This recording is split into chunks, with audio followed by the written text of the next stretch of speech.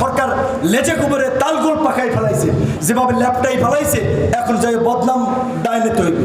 ভালো মন্দ কালা ধলা যাই হোক, একটা নির্বাচিত সরকারের মধ্য দিয়েই রাষ্ট্র পরিচালনা করতে হবে। যেই সরকার নির্বাচিত হবে ওই সরকারের প্রতিনিধিরা যদি জুলুম করে, অন্যায় করে, ক্ষমতার অপব্যবহার করে, তাদের বিরুদ্ধে আমরা আন্দোলন করব। কিন্তু একটা নির্বাচিত সরকার লাগবে।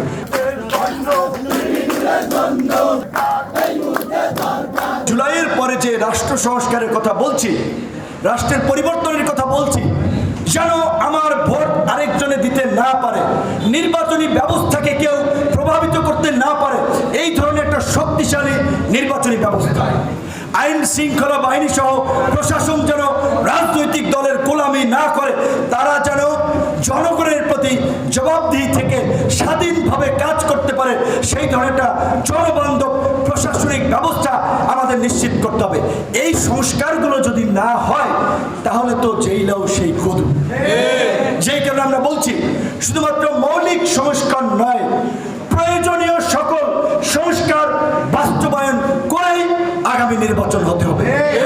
এবার যেহেতু আমরা জাতীয় সংলাপ, জাতীয় ঐক্যমতের মিটিংয়ে আমি একাধিকবার আপনারা শুনেছেন বক্তব্য দিয়েছি, ছিলাম, আমরা বারবার বলছি আমরা সংস্কারের পক্ষে।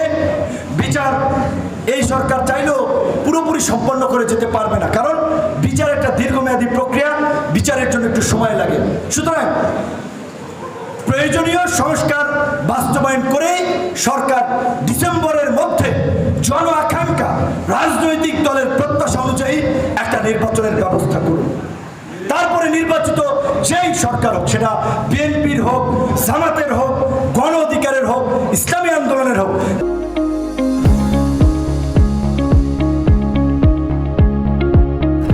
যেই সরকার নির্বাচিত হবে ওই সরকারের প্রতিনিধিরা যদি জুলুম করে, অন্যায় করে, ক্ষমতার অপব্যবহার করে, তাদের বিরুদ্ধে আমরা আন্দোলন করব। কিন্তু একটা নির্বাচিত সরকার লাগবে।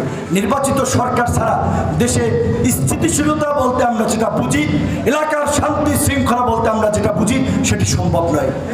নির্বাচিত সরকার ছাড়া দেশের অভ্যন্তরীণ ব্যবসা বাণিজ্যের পরিবেশের উন্নতি, দেশীয় বিনিয়োগ কিংবা বিদেশি বিনিয়োগ আসবে না।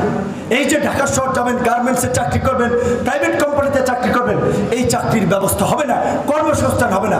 সেই কারণে আমরা বলছি ভালো মন্দ কালা ধলা যাই হোক, একটা নির্বাচিত সরকারের মধ্য দিয়েই রাষ্ট্র পরিচালনা করতে হবে। এবং ইনশাআল্লাহ এই অন্তর্বর্তীকালীন সরকার 6 মাস আমরা ভেবেছি সরকার থাকবে বা 1 বছরের জন্য, সেই কারণে আমরা এই সরকারের পাঠ হতে চাই নাই। এখন শেষ বেলায় আর হইয়াই বা লাভ কি, যেভাবে ল্যাপটাই ফেলাইছে, এখন যাই বদনাম ডাইনে তৈরি। আর এই 10 মাসে সরকার লেজে কুবেরে তালগোল পাকাই ফেলাইছে, সেই কারণে আমরা বলছি যে এই পর্যন্ত গেছেন ওই পর্যন্তই থাকেন, এখন একটা নির্বাচনের ব্যবস্থা করেন। কারণ